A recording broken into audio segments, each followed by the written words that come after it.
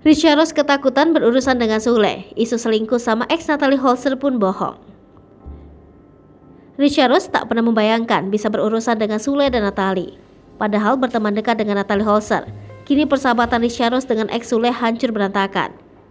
Richa Rose bak lelah jadi bahan hinaan semua orang gara-gara terseret dalam hubungan Sule dan Natalie.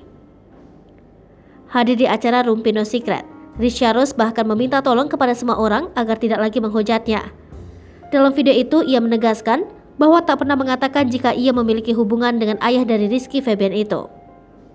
Sampai berderai air mata, Richa Rose hancur jadi hinaan orang padahal semua itu tidaklah benar. Mengenai rekaman suara yang diunggah oleh Natalie Holzer, Richa Rose mengaku bahwa dirinya hanya bercerita. Bahkan, ia juga mengaku takut pada pemilik nama lengkap Sutisna itu. Apalagi kini namanya malah jadi korban hinaan, ia malah makin takut untuk berurusan dengan Sule.